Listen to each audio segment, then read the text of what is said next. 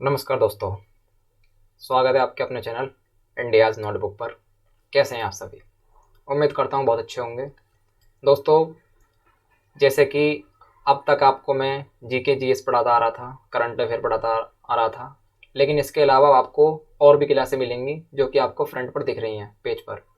तो जैसे कि आज मैं आपको कुछ इंट्रो देने वाला हूँ, डेली क्लास लिस्ट। जैसे कि आपको पता है, टाइमिंग मैंने आपको बताई दी है, किस सब्जेक्ट का क्या टाइम रहेगा। तो सिंपल सी बात है, फ्रंट पे आपको दिख रहा है पेज पर। एक करंट अफेयर हमारा डेली 6 बजे आता ही है। उसके बाद जीके जीएस का जो लेक्चर है, जिसमें मैं 25 क्वेश्चन इंपॉर्टेंट लाता हूँ, उसका लेक्चर, उसकी वीडियो आपको 12:30 बजे मिलेगी। उसके बाद फिर हम एक और लेक्चर लाया करेंगे, स्टैटिक जीके एक्स्ट्रा। उसमें आपको हर चीज़ जो स्टैटिक जीके से रिलेटेड है, हर चीज़ आपको कवर कराई जाएगी। वो आपका आ करेगा वीडियो 1 बजे। उसके बाद फिर आप क्या करेगी, वोकेबलरी। वोकेबलरी आपकी मिली करेगी 2 बजे। और उसके बाद फिर इंग्लिश मिली करेगी आपको 3 बजे। उसके बाद फिर आपका रीजनिंग और मैथ, इन पे अभी काम चल रहा है। जैसे इनका काम पूरा हो जाएगा, ये वीडियो पे आपकी रेगुलर आने लग जाएंगी। इनके भी आपको मोस्ट मोस्ट क्वेश्चन मिलेंगे, जैसे कि रीजनिंग, मैथ। ठीक है दोस्तों, तो फिर बिगर टाइम वेस्ट करते हुए आज का क्वेश्चन देखते हैं। पहला, जैसे कि स्क्रीन पर आपको दिख रहा है, ताजमहल के वास्तुकार कौन थे? तो इसके लिए आपको 10 सेकंड का टाइम दिया जाता है। आप सोच के बताइए।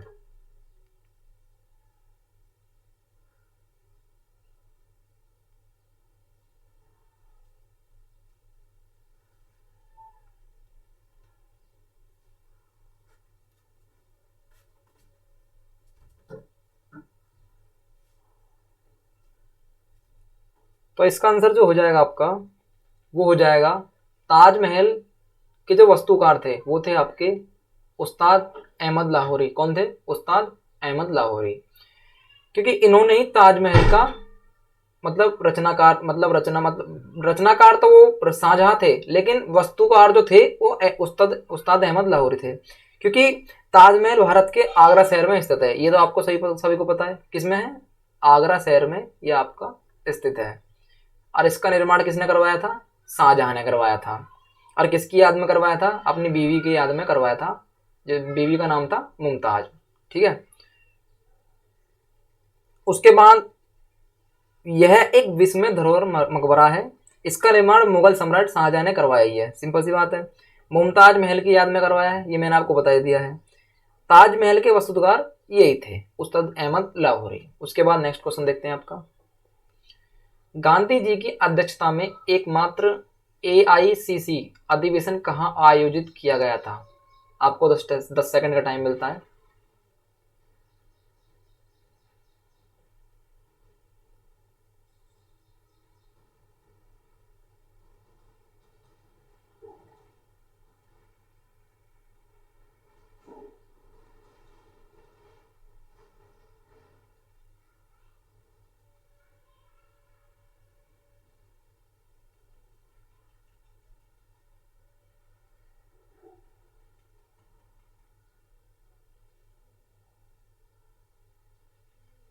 चलिए फ्रेंड्स, इसका जो आंसर हो जाएगा आपका, वो होगा बेलगांव।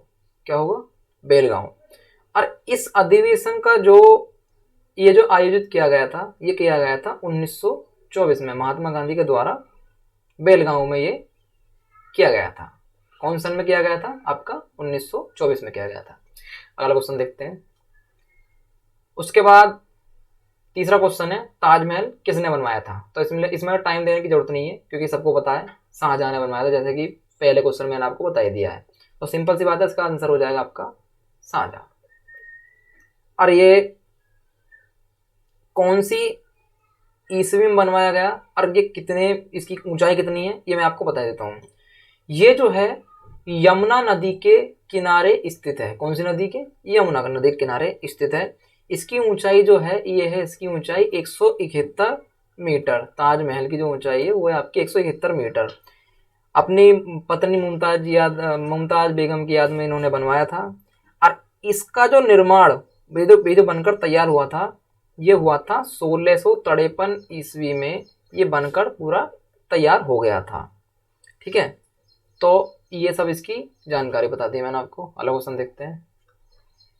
अगला क्वेश्चन है, गांधी जी ने भारत में अपनी राजनीतिक गतिविधियों का प्रारंभ कहाँ से किया था। यहाँ कहाँ होना था, यहाँ होता है, गलती होगी थोड़ी। तो इसके लिए आपको 10 सेकंड का टाइम मिलता है।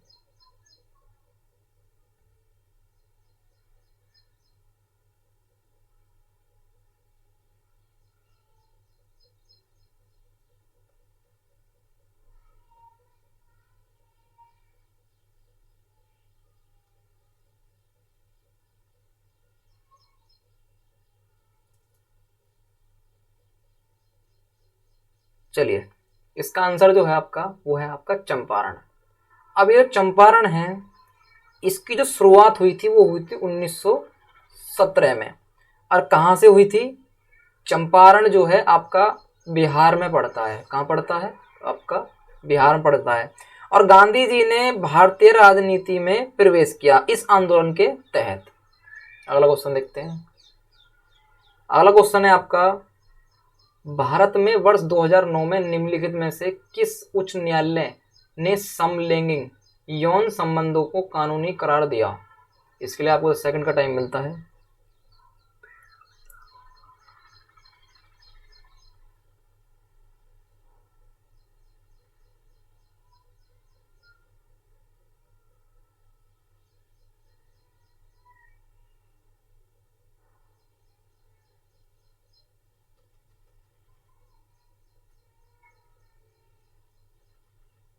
चलिए, इसका आंसर जो आपका हो जाएगा वो होगा आपका सी ऑप्शन, दिल्ली। दिल्ली जो है इसमें, ये जो है वर्ष 2009 में, कब? वर्ष 2009 में दिल्ली उच्च न्यायालय ने भारतीय दंड संहिता की धारा 377, कितनी? 377 को सहमति पूर्वक स्थापित किए जाने वाले समलैंगिक संबंधों के संदर्भ में असंवैधानिक घोषित कर दिया। धारा 377 द्वारा प्रकृति की व्यवस्था के विरुद्ध प्रकार की यौन गतिविधियों को अवैध घोषित किया। ये और 12 दिसंबर 2013, कौन सी तारीख? 12 दिसंबर 2013 को दिए गए अपने निर्णयों में उच्चतम न्यायालय ने दिल्ली उच्च न्यायालय से इस फैसले को उलट दिया। ठीक है, अगला क्वेश्चन देखते हैं। अगला क्वेश्चन है आपका, संसद के दो सत्रों के बीच निम्नलिखित में से जो अधिक से अधिक कितने समय का अंतराल दिया जा सकता है? इसके लिए आपको 10 सेकंड का टाइम मिलता है।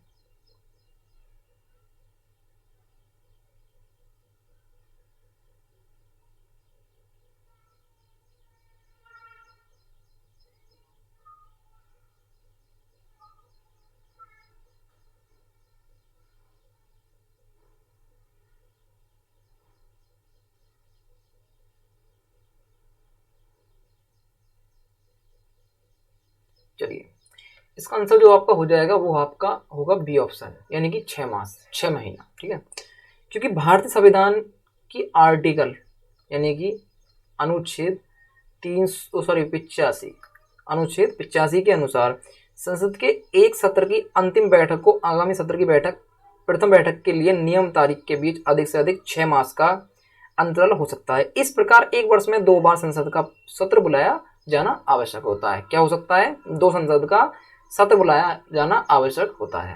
अगला क्वेश्चन देखते हैं। अगला क्वेश्चन है आपका, किसने कहा था संसदीय लोकतंत्र का अर्थ है एक व्यक्ति और एक मत? ये किसने कहा था? इसके लिए आपको 10 सेकंड का टाइम मिलता है।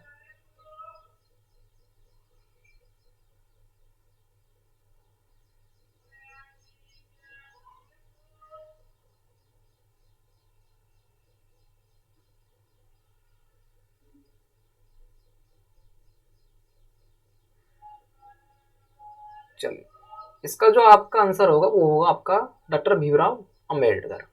क्योंकि भारत के ये प्रथम चिंतक डॉक्टर भीमराव अंबेडकर, जिन्होंने पश्चिम पद्धति के लोकतंत्र का समर्थन करते हुए कहा था कि संसदीय लोकतंत्र का आशय एक व्यक्ति और एक मत है। ठीक है, अगला क्वेश्चन देखते हैं आपका, भारत में कृषि को दुष्प्रभावित करने वाला मौसम का सबसे महत्वपूर्ण तत्व कौन सा है? 10 सेकंड का टाइम मिलता है आपको।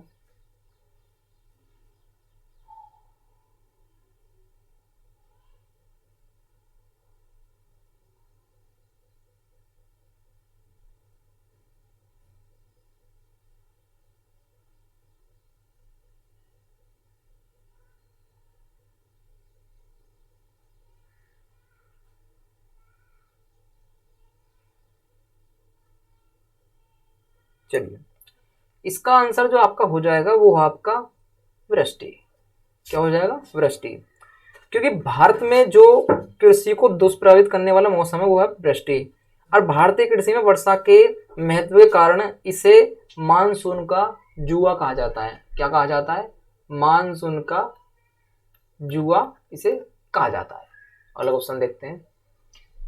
अगला क्वेश्चन है आपका, पेशावर किसके निकट है? 10 सेकंड का टाइम मिलता है आपको।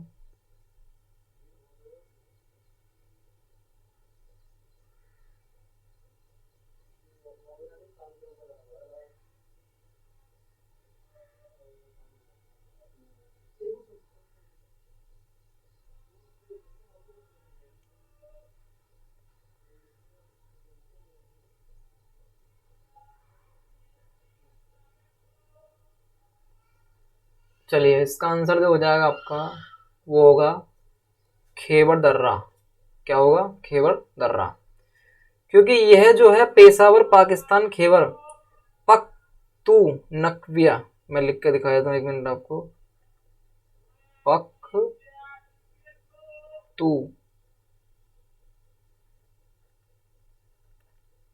नव्या, ठीक है, ये है, और ये इसकी राजधानी है। क्या है इसकी राजधानी? अगला क्वेश्चन देखते हैं आपका। अगला क्वेश्चन है आपका, सूर्य के पृष्ठीय तापमान आंका गया है, कितने डिग्री सेल्सियस आंका गया है? बताइए आपके पास 10 सेकंड का टाइम है।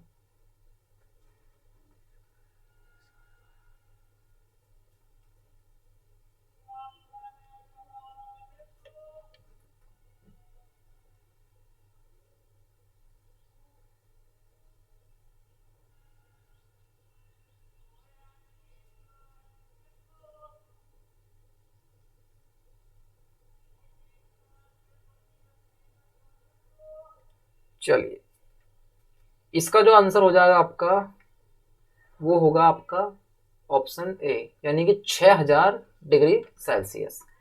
और ये इंपॉर्टेंट क्वेश्चन है, ये आया है आपका एसएससी सीपीओ में, और कितने कौन सन में आया है? ये आया आपका 2006 में। इंपॉर्टेंट क्वेश्चन है, क्योंकि सूर्य के सतह का तापमान 6 डिग्री सेंटीग्रेड तथा केंद्र का तापमान 15 मिलियन डिग्री सेंटीग्रेड है। सूर्य के धरातल के ऊपर वाल्व मंडल को 3 भागों प्रकाश मंडल, वर्ग मंडल और कोरोना में विभाजित किया गया है। समहीन श्रृंखला की अर्थात सूर्य के धरातल को प्रकाश मंडल कहते हैं। वर्णमंडल सूर्य का वायुमंडल है। प्रकाश मंडल के ऊपर एक आवरण रूप में फैला है। कोरोना शुक्र के सबसे भारी आवरण है।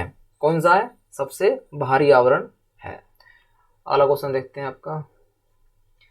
नेक्स्ट क्वेश्चन है आपका, आय विधि से राष्ट्रीय आय का आकलन करते समय निम्न में से निम्न में से किसको शामिल नहीं किया जाता है? मतलब इनमें से किसको शामिल नहीं किया जाता है? 10 सेकंड का टाइम है आपके पास।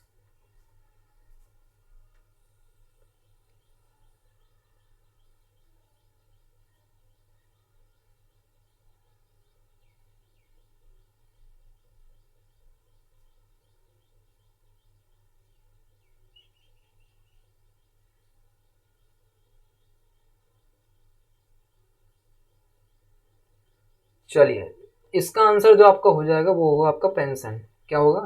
पेंशन को शामिल नहीं किया जाता है। और ये जो क्वेश्चन आया आपका, ये आया आपका सीजीएल में। किसमें आया है? सीजीएल 2011 में आपका ये क्वेश्चन आया है। क्योंकि आय विधि से राष्ट्रीय आय का आंकलन करते समय किराया मिश्रित आय तथा अवितरित लाभ को शामिल किया जाता है, जबकि पेंशन को इसमें शामिल नहीं किया जाता है, क्योंकि यह एक हस्तांतरण है। पेंशन क्या है? हस्तांतरण है। ठीक है, अगला क्वेश्चन देखते हैं। अगला क्वेश्चन है आपका, राष्ट्रीय आय क्या है? यानी कि जो हमारी नेशनल इनकम है वो क्या है? 10 सेकंड का टाइम है आपके पास।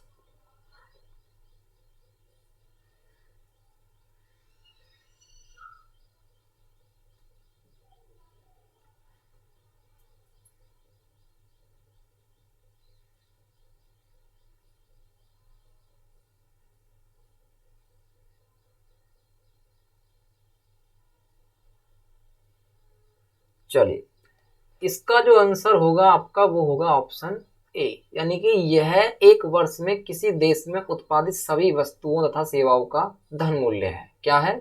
सभी वस्तु तथा सेवाओं का धन मूल्य है। अब ये क्यों है? क्योंकि राष्ट्रीय आय एक वर्ष में किसी देश में उत्पादित सभी अंतरिम वस्तुओं तथा सेवाओं का मौद्रिक मूल्य है। क्या है? मौद्रिक मूल्य है। इसमें विदेशों से अर्जित शुद्ध आय भी शामिल होती है। क्या होती है? विदेशों से अर्जित शुद्ध आय भी शामिल होती है।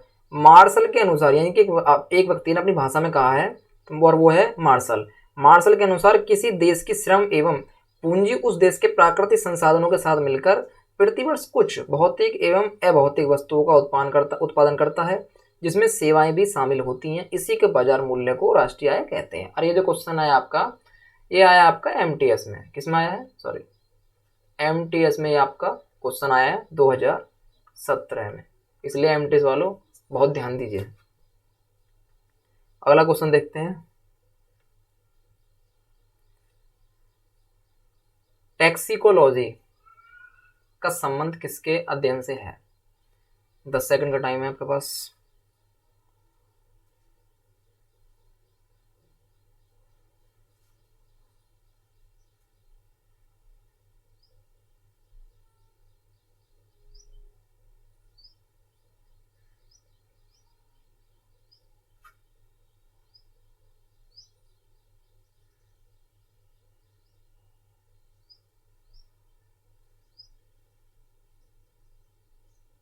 चलिए, ये जो संबंध है ये है विषयों से, जो है आपका ऑप्शन डी, विषयों से। क्योंकि विषयों के अध्ययनों को टॉक्सिकोलॉजी, विषाणुओं के अध्ययन को वायरोलॉजी, जीवाणुओं के अध्ययन को बैक्टीरियोलॉजी तथा रोगों के अध्ययन को पैथोलॉजी कहते हैं।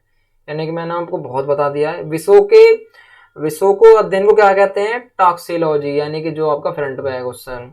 उसके बाद दूसरा बताता हूँ, विषाणुओं के अध्ययन को कहते हैं वायरोलॉजी, जीवाणुओं के अध्ययन को कहते हैं बैक्टीरियोलॉजी, अर्थात रोगों के अध्ययन को कहते हैं पैथोलॉजी। ठीक है। और ये क्वेश्चन आया है आपका CHSL में 2006 में। ठीक है। अगला क्वेश्चन देखते हैं। नेक्स्ट क्वेश्चन है आपका, निम्नलिखित में से कौन सी बीमारी मादा एन्फालीज मच्छर के कारण होती है? तो कौन सी होती है ये आपको बताना है। 10 सेकंड का टाइम है।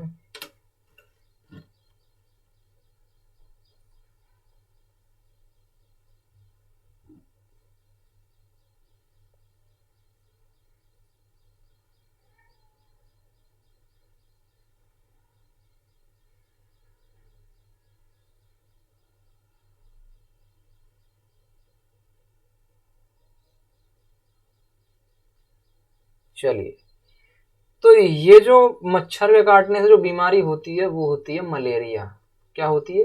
मलेरिया। क्योंकि मलेरिया एन्फलीज मच्छर के काटने से ही होती है। क्योंकि काला ज्वर में परजीवी कारक रोग होते हैं जो मादा फ्लेबोटोमस सैंडफ्लाई के काटने से होता है। ज्ञातव्य कि हैजा विब्रियो कॉलरी नामक जीवाणु द्वारा संक्रमित भोजन या पानी से फैलता है। किससे फैलता है? भोजन या पानी से। जबकि चेचक जो फैलता है वो वेरिसेला जोस्टल वायरस के होने से फैलता है। और ये क्वेश्चन आया है आपका SSC CPO में 2018। ठीक है। अगला क्वेश्चन देखते हैं। मलेरिया किसके द्वारा एक व्यक्ति से दूसरे व्यक्ति तक अंतरित किया जाता है? तो इसके लिए आपके पास 10 सेकंड का टाइम है।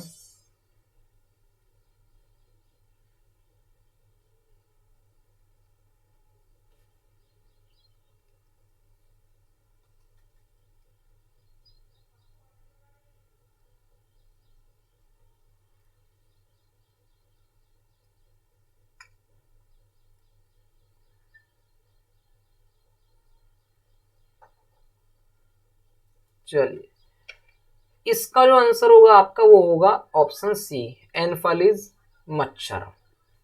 क्योंकि मलेरिया सबसे प्रचलित संक्रामक रोगों में से एक है।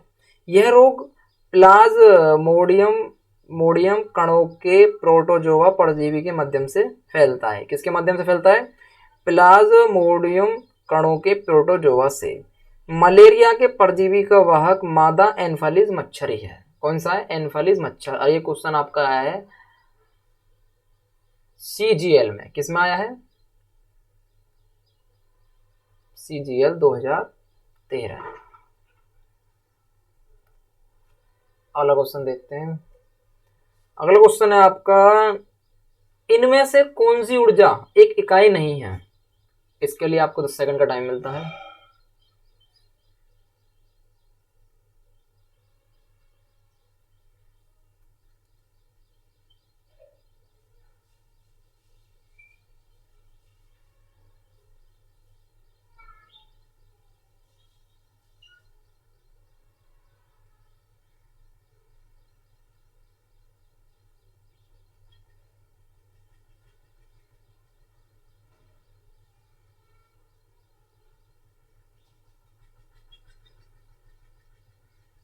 चलिए, इसका जो आंसर होगा आपका वो होगा किलोमीटर मीटर सेकेंड। ठीक है, ऑप्शन ए।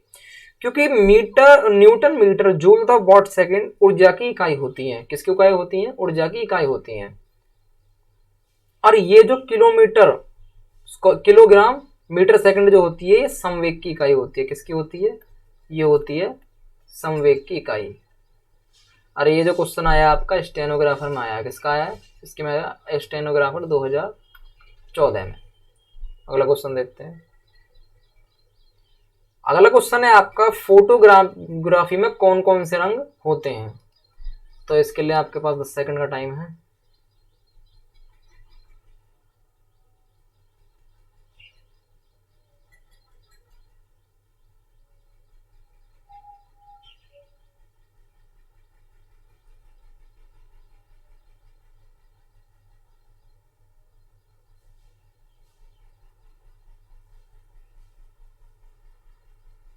चलिए, इसका आंसर जो हो जाएगा आपका, ये होगा आपका ऑप्शन सी। यानी कि जो फोटोग्राफी में जो रंग शामिल होते हैं वो एक तो होता है लाल, नीला और हरा। ठीक है, ये तीनों रंग शामिल होते हैं। और ये क्वेश्चन आया है आपका CHSL। किसमें आया? CHSL 2011 में। किसमें आया? 2011 में। अगला क्वेश्चन देखते हैं। अगला क्वेश्चन है आपका, निम्नलिखित में से किसको पेंसिलों में प्रयुक्त किया जाता है? 10 सेकंड का टाइम है आपके पास।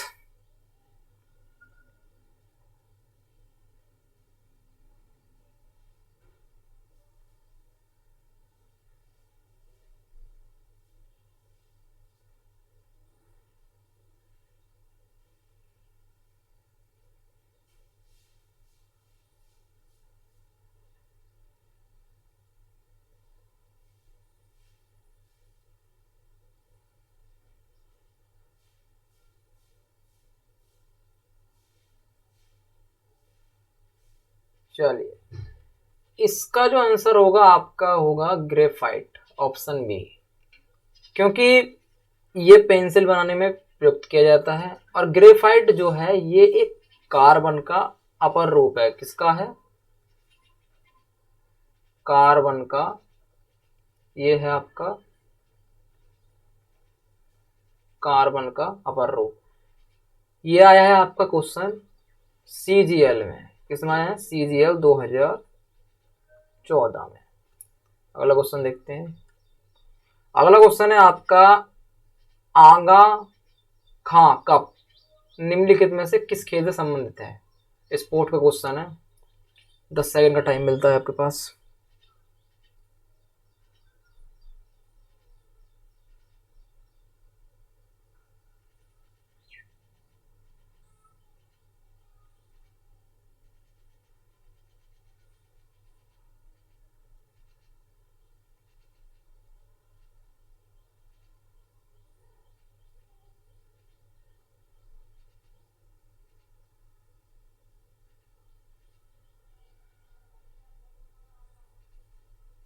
चलिए, ये जो संबंधित है ये है आपके हॉकी से।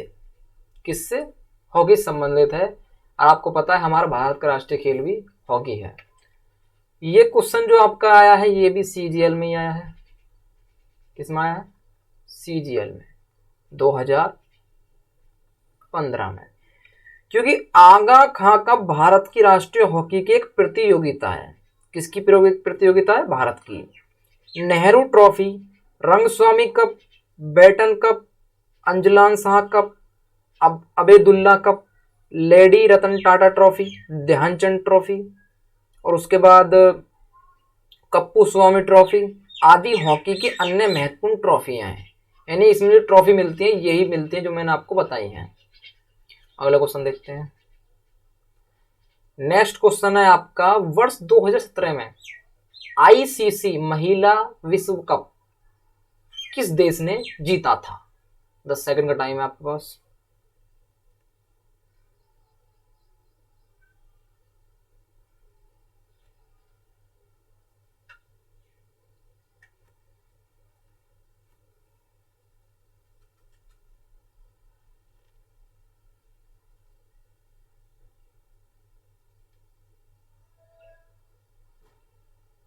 चलिए, इसका जो आंसर होगा आपका ये होगा इंग्लैंड। ठीक है, और ये जो क्वेश्चन आया है आपका ये आया है सीजीएल में 2017 में। किसमें? 2017 में।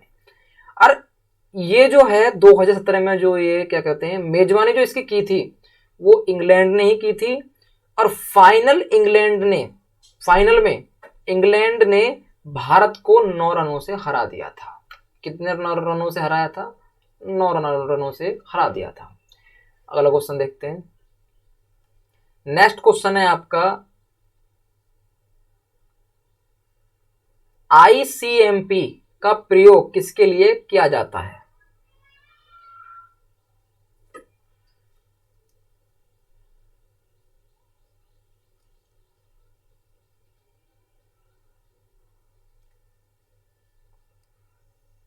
इसके लिए आपको 30 सेकंड का टाइम मिलता है।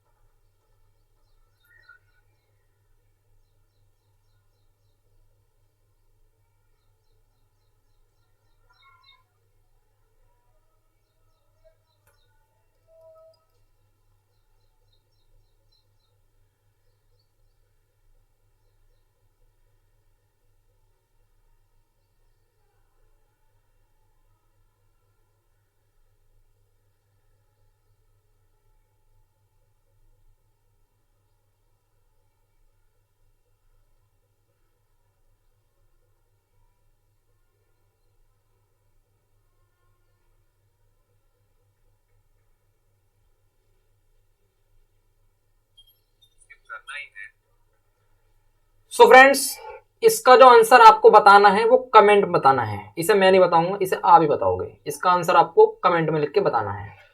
और मैं आपको जानकारी के लिए बता दूं, इसकी जो फुल फॉर्म है आईसीएमपी की, इसकी फुल फॉर्म है इंटरनेट कंट्रोल मैसेज प्रोटोकॉल। ठीक है, इसकी जो फुल फॉर्म मैंने आपको बता दिया। और ये जो क्वेश्चन आपका आया है ये आया है आपका एमटीएस में। किस में आया? एमटीएस में आया 2018 में। तो इसलिए इसका आंसर आपको बताना है कमेंट में। अगला क्वेश्चन देखते हैं। अगला क्वेश्चन है आपका, भारत में कभी कभी हरित मंत्रालय कहाँ जाने वाला मंत्रालय है? 10 सेकंड का टाइम मिलता है आपको।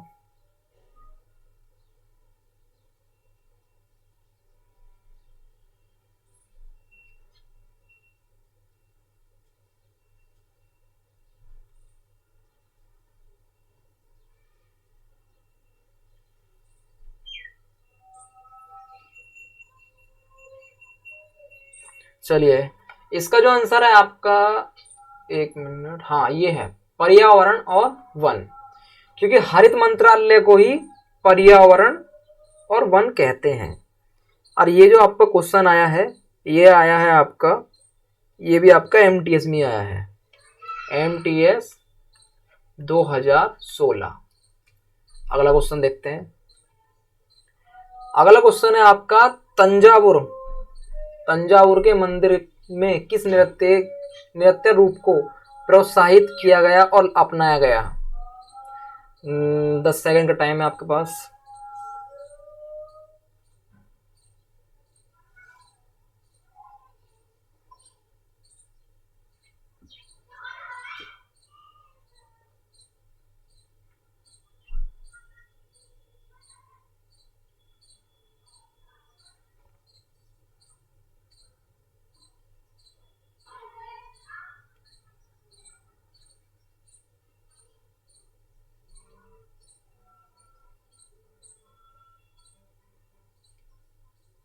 चलिए, इसका जो आंसर होगा आपका, ये होगा बी ऑप्शन, भरतनाट्यम, भरतनाट्यम। ठीक है, और ये जो है पूर्व साधन नाम से अभिनीत किया जाने वाला भरतनाट्यम तमिलनाडु नृत्य को प्रोत्साहित करता है। ये जो नाट्यम नृत्य है, ये तमिलनाडु में मनाया जाता है। ठीक है, और ये जो क्वेश्चन आया है आपका, ये आया है स्टेनोग्राफर में। किस में आया है? स्टेनोग्राफर 2005 में। अगला क्वेश्चन देखते हैं। अगला क्वेश्चन है आपका, निम्नलिखित में से चित्रकला के क्षेत्र में कौन प्रसिद्ध है? 10 सेकंड का टाइम मिलता है आपको इसके लिए भी।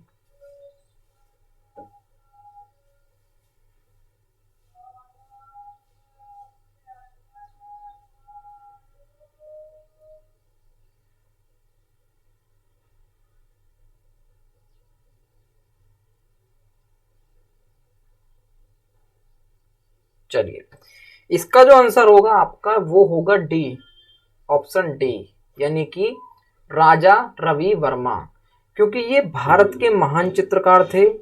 परवीन सुल्तान गायिका थी। प्रोटियन किर्सन प्रसिद्ध वायलिन वादक हैं, और राम किंकर प्रसिद्ध मूर्तिकार थे।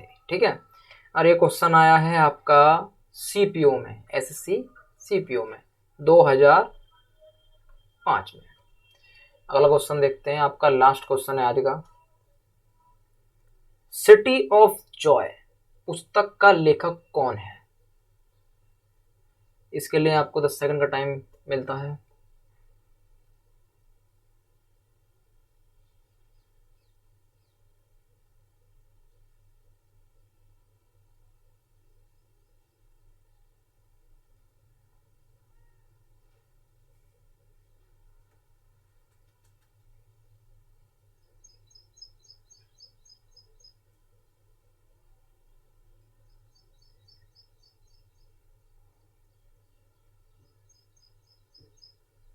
चलिए, इसका आंसर है आपका ऑप्शन डी, विक्रम सेठ। ये जो क्वेश्चन आया है आपका, ये आया है आपका एमटीएस 2014 में। ठीक है, सो फ्रेंड्स, ये आज का हमारा लास्ट क्वेश्चन था, और हमारे जीके के सेट 5 पूरे हो चुके हैं। सो इसलिए अगर आपने सेट 4 पिछले नहीं देखे हैं तो आप उन्हें वॉच करें, वो भी बहुत इंपॉर्टेंट क्वेश्चन है। तो मिलते हैं आपको सेट 6 के साथ, इंपॉर्टेंट क्वेश्चनों के साथ। अगर वीडियो अच्छी लगी हो तो लाइक करें, अपने चैनल को सब्सक्राइब करें, और कमेंट करके बताएं वीडियो कैसी लगी, और वीडियो को ज़्यादा से ज़्यादा शेयर करें। चलिए, तो मिलते हैं आपके नेक्स्ट वीडियो में आपसे, तब तक के लिए जय हिंद।